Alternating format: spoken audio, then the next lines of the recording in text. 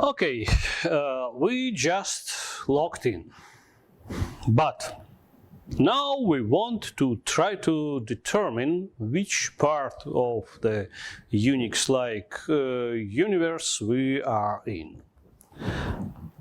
Uname, print system information in most simple case,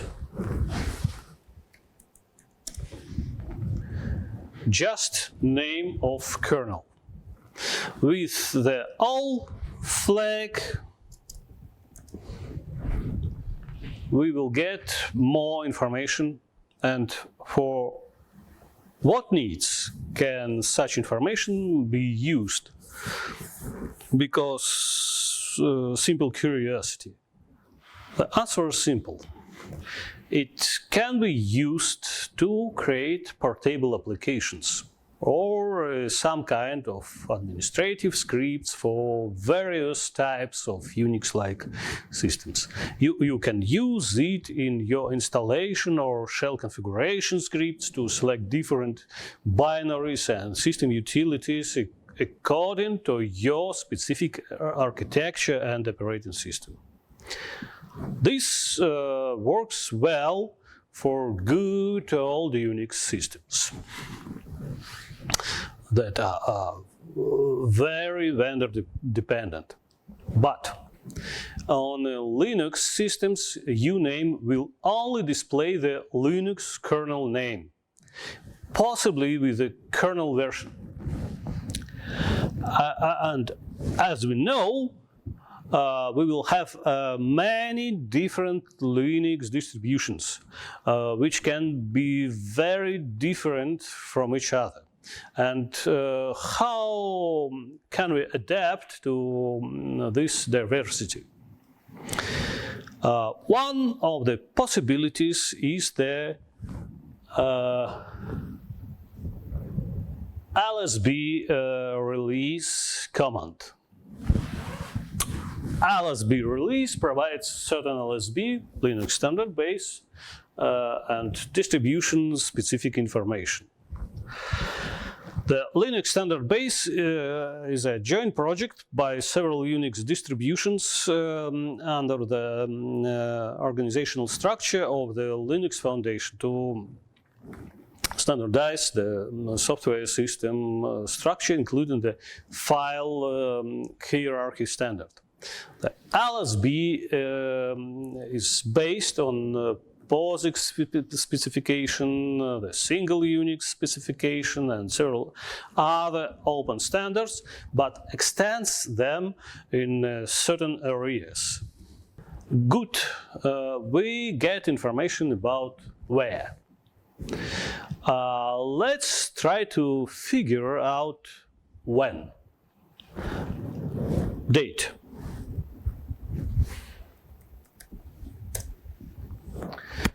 Print the system date and time. What time? The current time of our time zone. We can check the time in a different time zone, for example, Greenwich Mean Time, GMT. We can also set the current computer time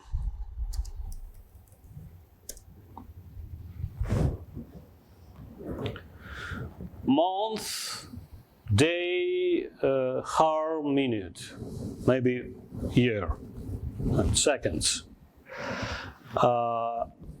Also, we can choose a different output format for time and date using the plus option.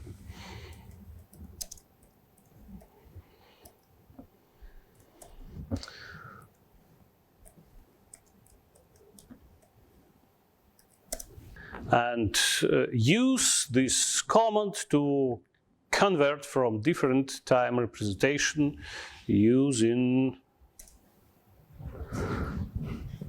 the date option. You can find more details on the man page. And of course, we can see the calendar. For example, the calendar for the first year of the Unix epoch.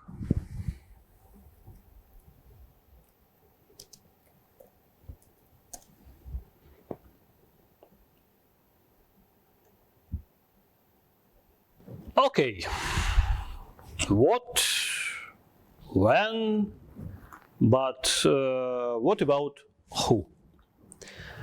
As we discussed earlier, we know that users and groups are just some magic numbers. Let's look at the user's info, the command ID. ID prints real and effective user and group identifiers. But also we have yet another command. Log name. It's print user's login name. For what needs can we use this command if we already have an ID command? First of all, as far as we remember, we have different users. Moreover, different types of users. Let's look. This is a regular user session. The username is user. And we can see the same user's name in both ID and log name commands. And this is the session of root user. He, as we remember, is the super user. And we see absolutely another result of ID command.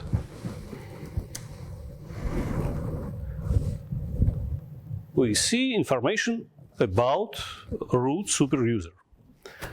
But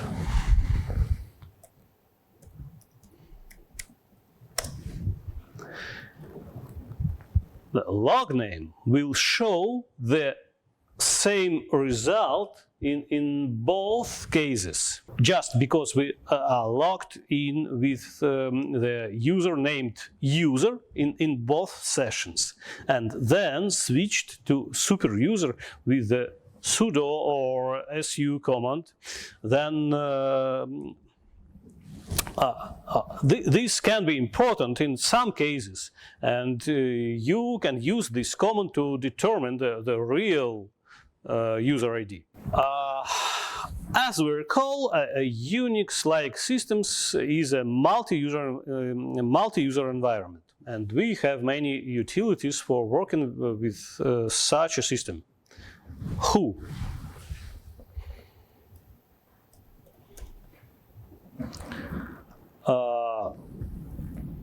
Who show who is logged in our system. And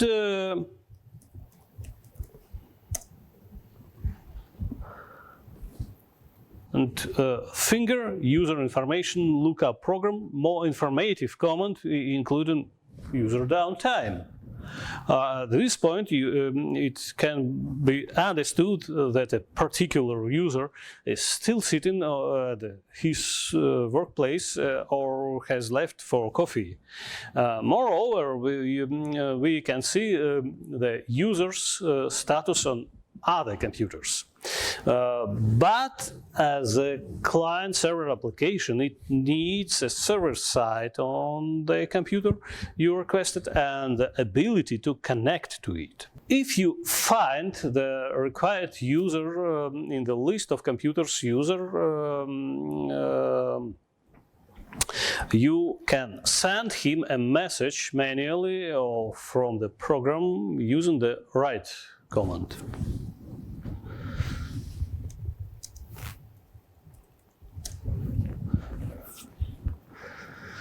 just enter something and finish your message with end of file, Ctrl D, as we remember. In this command, we can select the terminal line to write. And about terminal lines, we can get our current terminal line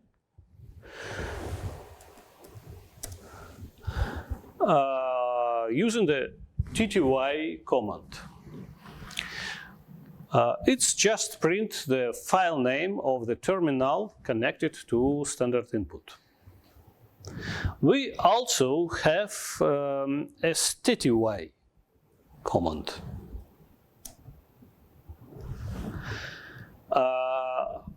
To print and change terminal line settings. With the option /a all, we can get all the current driver settings of this terminal line.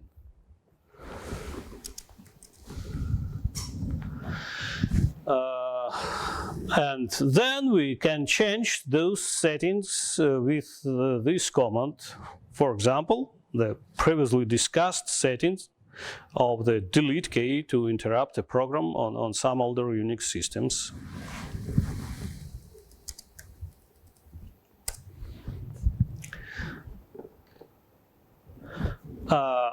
Another note about older Unix systems is that a sty on such systems may not have the F file option for choosing the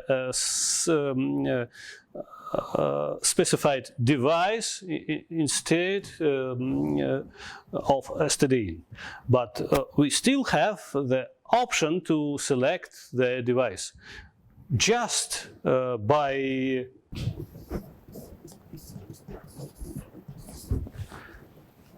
redirecting stdin to another tty device.